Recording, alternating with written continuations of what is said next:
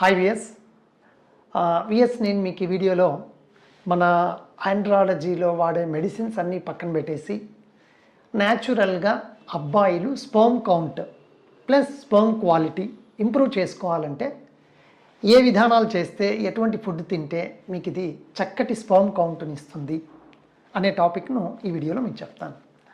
ఎవరమైనా సరే ఎప్పుడు ఏమనుకుంటామంటే ఒక మెడిసిన్ తీసుకోవాలన్నా ఒక సర్జరీ చేయించుకోవాలన్నా కొంచెం ఆలోచిస్తాం. వాస్తవమే, నేను మీ పొజిషన్లో ఉన్నా అట్లే ఆలోచిస్తాను. సార్ ఫస్ట్ ఆప్షన్ మనము న్యాచురల్ ఎందుకు ట్రై చేయకూడదు అనుకుంటాం.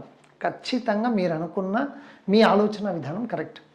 దాంట్లో భాగంగానే అసలు ఎటువంటి ఫుడ్ తింటే మనకు స్పర్మ్ కౌంట్ ఇంప్రూవ్ అవుతుంది, ఎటువంటి పద్ధతులు పాటిస్తే స్పర్మ్ క్వాలిటీ ఇంప్రూవ్ అవుతుందో నేను మీకు చెప్తాను. సో మొదటగా మనము సింపుల్ టు కాంప్లెక్స్ వెళ్దాం. సింపుల్ అంటే ఏంటి? మంచి వాటర్, అంటే డీహైడ్రేట్. కొందరు చాలా వేడిలో ఉండి వాటర్ సరిగా తాగరు, ఒకవేళ తాగినా కూడా అంత ఆవిరైపోతూ ఉంటుంది. సో మంచి బాడీకి హైడ్రేషన్, చక్కగా వాటర్ తీసుకోవాలి. నెంబర్ 2, మనము మన ఫ్రెష్ ఫ్రూట్స్లో తీసుకుంటే దానిమ్మ, పోమ్గ్రనేట్ అంటాం కదండి, చాలా మంచి ఫుడ్. నెంబర్ 2, ఇందులో ఫ్రూట్స్లో ఆరెంజ్, బత్తాయి అంటాము, వైటమిన్ సి చాలా చక్కగా ఉంటుంది. సో బనానా చాలా, అసలు మనం ఎక్కడికి పోయినా, ఏ ఊరికి వెళ్ళండి, ఎక్కడికి వెళ్ళండి మీరు, మనకు దొరికే ఫ్రూట్ ఏదైనా ఉందంటే అది బనానా. దీంట్లో చాలా ఫోలిక్ యాసిడ్ సంబంధించిన చాలా విటమిన్స్ కూడా ఉంటాయి బనానాలో. సో ఫ్రూట్స్లో ఇవి. డ్రై ఫ్రూట్స్కి వస్తే main walnuts and apricot, walnuts అంటాం కదా, వాటితో పాటు బాదం, పిస్తా ఏవైనా తీసుకోవచ్చు, కానీ ఇవి ఎక్కువగా తీసుకుంటే మంచిది. సో నెంబర్ 3, మీరు ఆకుకూరల్లో స్పినాచ్ అంటాం కదా, సో పాలకూర, స్పినాచ్లు, ఈ స్పినాచ్లో కూడా మనకు స్పర్మ్ కౌంట్ని ఇంప్రూవ్ చేసే చాలా కాంపోనెంట్స్ ఉంటాయి.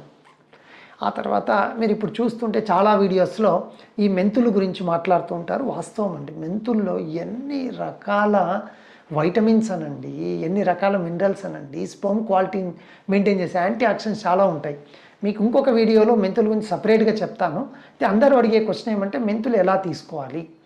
నైట్ నానబెట్టినవి కానీ లేదా డైరెక్ట్ అయినా తీసుకోవచ్చు, మార్నింగ్ ఫాస్టింగ్గా ఉన్నప్పుడు, అంటే ఏం తీసుకోకముందే. తర్వాత నీళ్ళల్లో నానబెట్టి పొద్దునైనా డ్రై, మీ ఇష్టం అది. సో మెంతులు చాలా మనకు చాలా తక్కువ రేట్లోనే వచ్చేటివి కూడా, ఏం పెద్ద కాస్ట్ పెట్టాల్సిన అవసరం లేదు. తర్వాత వైటమిన్ డి రోల్ చాలా ఇంపార్టెంట్. సో వైటమిన్ డి ఎలా వస్తుంది? సూర్యభగవాన్ నుంచి వస్తుంది మనకు.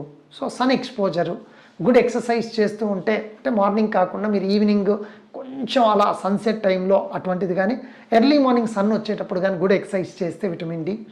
వైటమిన్ B12 మాత్రము జనరల్గా వెజిటేరియన్స్లో తక్కువగా ఉంటుంది. ఇది కూడా మన స్పర్మ్ కౌంట్ను పెంచుతుంది. ఇంకా తప్పదు అనుకుంటే తప్ప రెగ్యులర్ నాన్ వెజ్ వాళ్ళైతే మనకు ఈ మీట్లో ఉంటుందండి, మటన్లో వైటమిన్ B12 బాగుంటుంది. ఆ తర్వాత నాన్ వెజ్ విషయానికి వస్తే ఫిష్ను ఫ్రై చేయొద్దండి. ఫ్రై చేస్తే ఏమవుతుంది అంటే మీకు ఆ ఆయిలీ స్పైసీ యాడప్ అయిపోయి కొలెస్ట్రాల్ డిస్టర్బ్ అవుతుంది. సో గ్రేవీగా ఉండే ఫిష్, ఒకవేళ ఆ ఫిష్ తినడం నాకు ఇంట్రెస్ట్ లేదు సార్ అని మీరు అనుకుంటే, గ్రేవీ, ఆ ఫిష్ పీస్ తీసైనా సరే గ్రేవీ ఉంటుంది, అదైనా మనకు కొంచెం ఉపయోగకరంగా ఉంటుంది.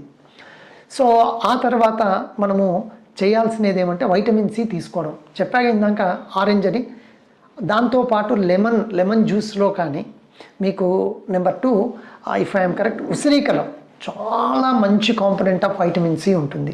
వీటిని తీసుకోవడం వల్ల కూడా మన స్పర్మ్ కౌంట్ క్వాలిటీ అనేది పెరుగుతూ ఉంటుంది. ఇంకా ఈ మధ్యకాలంలో నేను రీసెర్చ్ చేసిన దానిలో ఇంకొకటి పంకిన్ సీడ్స్, మన గుమ్మడికాయ సీడ్స్ అంటారు కదండి, దాంట్లో కూడా మనకు మంచి యాంటీ ఆక్సిడెంట్స్ స్పర్మ్ క్వాలిటీని పెంచుతాయి. వీటిని మీరు డైరెక్ట్ డ్రైగా తీసుకోవచ్చు, ఈవినింగ్ స్నాక్స్ టైంలోనో అలా. లేదు అంటే నైట్ కొంచెము వాటర్లో పెట్టేసి కొంచెం 12 అవర్స్ వాటిని తీసుకుంటే కూడా మంచిదే. తర్వాత అందరికీ చాలామంది చాక్లెట్స్ ఇష్టం అంటుంటారు, అందులో డార్క్ చాక్లెట్స్ అండి. ఇందులో మనకు BMIని తగ్గించే కాంపోనెంట్ ఉంటుంది. సో అంటే మంచిగా మీ హైట్కు తగిన వెయిట్ ఉండే విధంగా BMIని తగ్గించి మంచి యాంటీ ఆక్సిడెంట్ డెవలప్ కానికి డార్క్ చాక్లెట్స్ కూడా మీరు తీసుకోవచ్చు. అయితే తీసుకొనేటివేవో చెప్తాను, ఇది చాలా ఇంపార్టెంట్. ఇవన్నీ కూడా మనకు స్పర్మ్ కౌంటును క్వాలిటీని పెంచితే మనకు తగ్గించేటివి ఏంటివి అంటేను, ముఖ్యంగా ఆయిలీ ఫుడ్, బాగా మంచి జంక్ ఫుడ్, బజ్జీలు, బోండాలు ఇవన్నీ ఉంటాయి చూడండి, పిండితే నూనెనే సార్ అన్నట్లు ఉంటాయి. సో అటువంటివి తగ్గించాలి. మిల్క్ డైరీ ప్రోడక్ట్స్ కూడా ఫ్యాట్ లేకుండా అంటే టోన్డ్ మిల్క్ కానీ స్కిమ్డ్ మిల్క్ కానీ తీసుకుంటే మంచిది. అంతే తప్ప మంచి ఫ్యాట్ ఉన్న మిల్క్ ప్రోడక్ట్స్ తీసుకుంటాను సార్ అని మీరు అనుకుంటే కూడా మీరు పొరపాటు పడినట్టే. ప్లస్ లేజీనెస్ తగ్గించండి, మీన్స్ గుడ్ ఎక్సర్సైజ్. మంచి ఎక్సర్సైజ్ చేస్తే టెస్టోస్టిరోన్ ఇంప్రూవ్ అయితే మంచి క్వాలిటీ ఉన్న స్పర్మ్ వస్తుంది మీకు.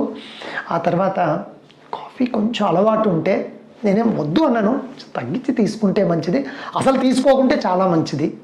సో కెఫీన్ కూడా ఎక్కువగా తీసుకుంటే స్పర్మ్ కౌంట్ తగ్గే అవకాశం ఉంది.